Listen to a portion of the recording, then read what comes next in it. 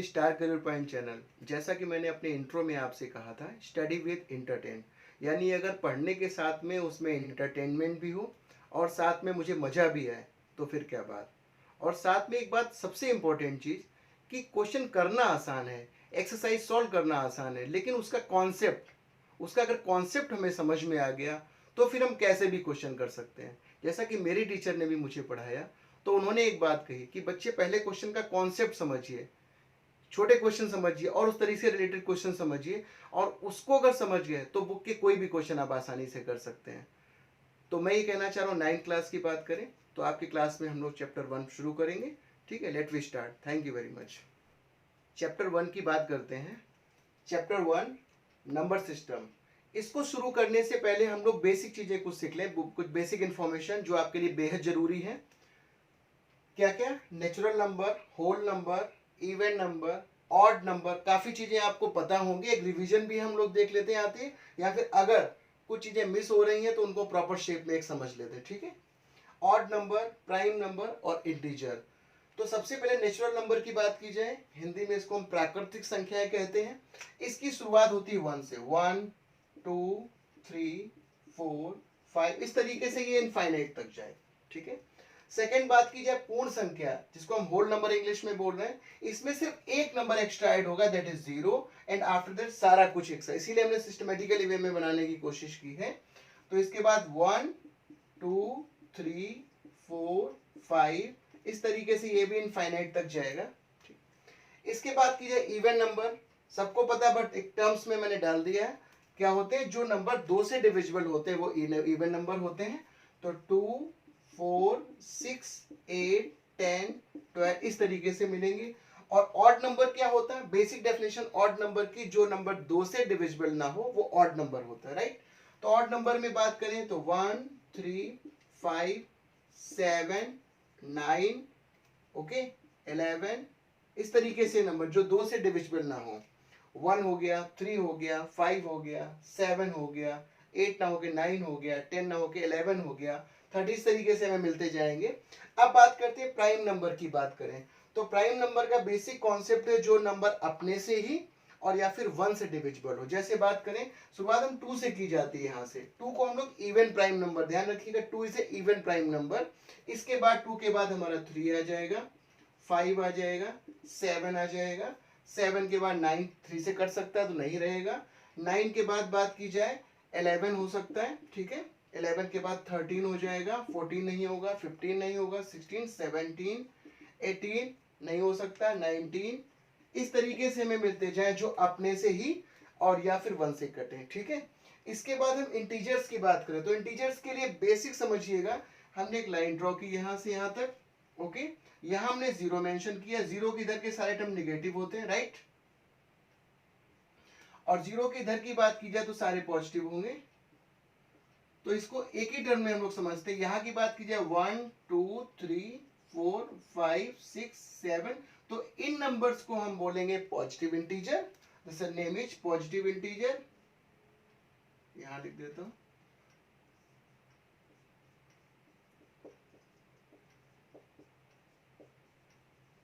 हिंदी में इसकी बात की जाए धनात्मक पूर्णांक।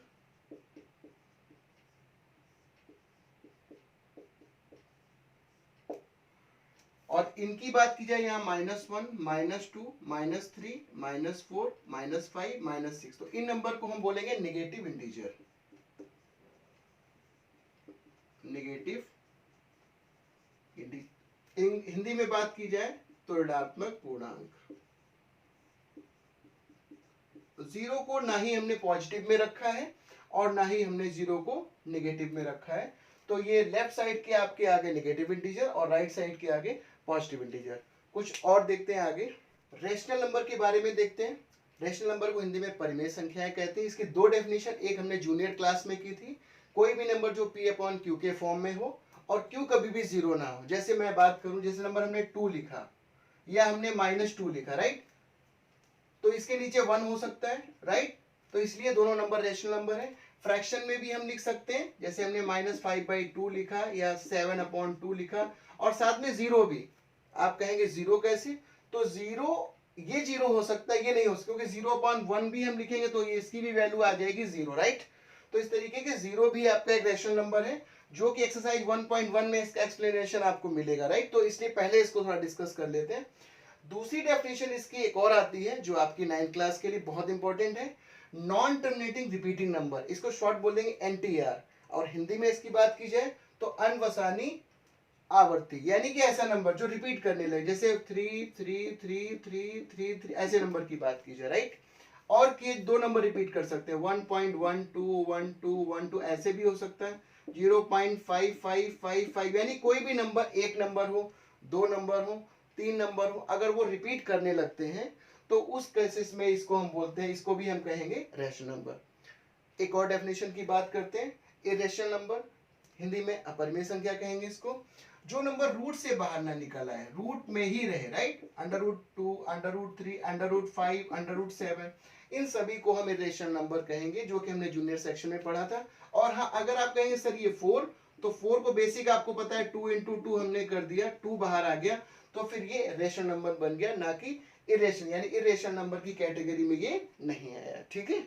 अच्छा, कोई एक और डेफिनेशन जो आपके लिए बेहद इंपॉर्टेंट है 9th क्लास के लिए, क्या लिखा है, non terminating non recurring number, Hindi में बात की जाए अनवसानी अनावर्ती, यानी ऐसा नंबर, ध्यान से देखिएगा, एग्जांपल इसका ले रहा हूं, जैसे आपने 0.10 1 टाइम 0, 2 टाइम 0, 3 टाइम 0, फिर मिला 1 0 0 0, इस तरीके से मिल रहा है। या फिर ऐसे भी हो सकता है 0.751 7511 75111, यानी कोई भी एक डिजिट, आपने 1 देखा 1 टाइम आया, 2 टाइम्स आया, 3 टाइम्स आया, इस तरीके की अगर पॉसिबिलिटी आपको दिखाई दे रही है तो वो भी आपको इरेशनल नंबर, यानी कि इसको हम कहेंगे अपरिमेय संख्या की कैटेगरी में आ जाएगा, ठीक है।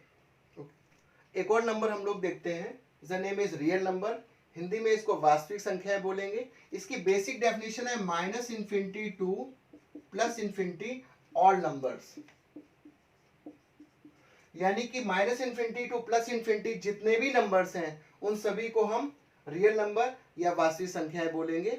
जैसा कि हम लोगों ने जितना भी अब तक पढ़ा, हम लोगों ने इंटीजर्स पढ़े, हम लोगों ने नेचुरल नंबर पढ़े, होल नंबर पढ़े, राइट, हम लोगों ने इवन नंबर पढ़े, ऑड नंबर पढ़े, यानी अगर एक बॉक्स में बना दूं यहाँ पर, इस बॉक्स में जो कुछ आपने पढ़ा है, जो भी आपने इस बॉक्स में पढ़ा अब तक, जितना सारा कुछ, सारा नंबर अगर मिला दिया जाए, that is a real number, या फिर हिंदी में इसको बोलेंगे वास्तविक संख्याएं, ठीक है। तो ये बेसिक इंफॉर्मेशन हुई। अगले वीडियो में हम लोग एक्सरसाइज शुरू करेंगे, और उसमें भी एक्सरसाइज में कुछ क्वेश्चन ऐसे हैं शुरू में, ताकि उसका हम कॉन्सेप्ट समझ जाएं। तो उसके लिए पहले कॉन्सेप्ट समझेंगे, उसके बाद आगे बढ़ेंगे। तो आई होप ये आपको समझ में आया होगा। मेरी पूरी कोशिश है कि हर तरीके से आपको एक एक चीज़ क्लियर किया जाए। और जैसा कि मैंने आपको शुरू में कहा था कि कोरोना की जो सिचुएशन चल रही है, तो घर पर बैठ कर ही अगर मुझे सोल्यूशन मिल जाए तो इससे अच्छा क्या। एंड कोटेशन एक मैंने कहा था कि चूक न जाना।